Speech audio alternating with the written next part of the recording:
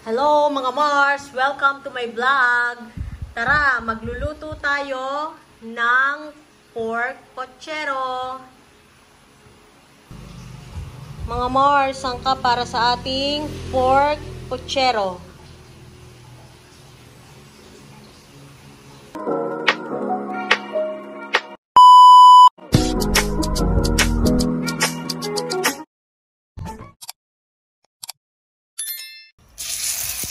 Mga Mars, isangkot ka muna natin ang ating pork. Nauga pa ang kawali.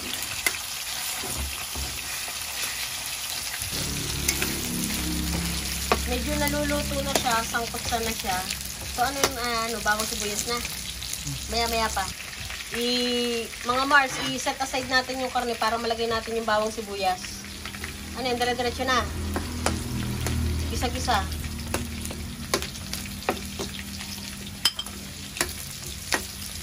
Medyo mahina yung apoy mga Mars, masusunog ang ating bawang sibuyas. Mekos-mekos. Lagyan ng, ano yan, paminta.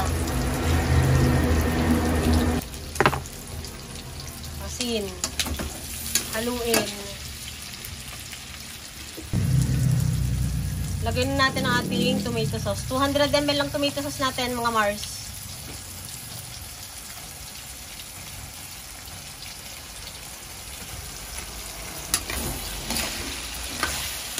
Mahina pa rin ang ating apoy. Tubig. Ano yan, kalahating tasa. Papalambutin muna natin mga Mars ang ating karne. Tatakpan. Balikan natin ng mga 5 minuto, ano? Ganun daw. Ayan. Nakulo na siya. Ay, ayan na ilalagay.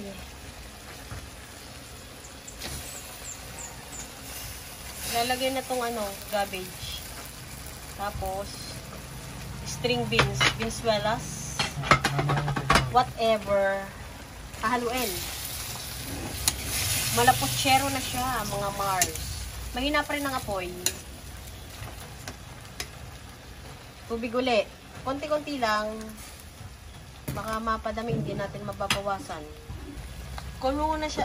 Kumukulo or kumulo na siya ng mga after 2 minuto.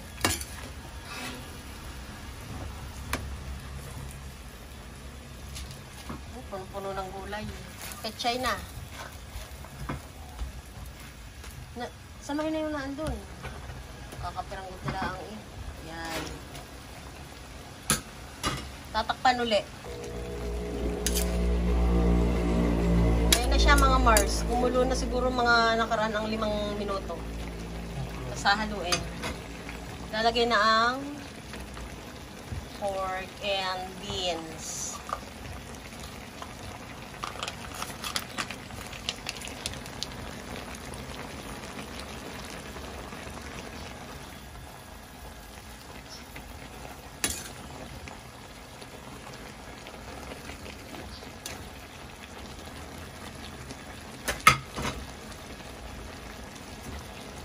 Lagay na natin ang ating saging.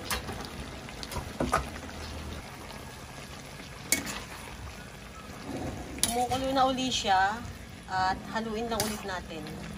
Hindi natin masyadong i-overcook ang ating mga gulay, mga Mars. Tama ng ganyan.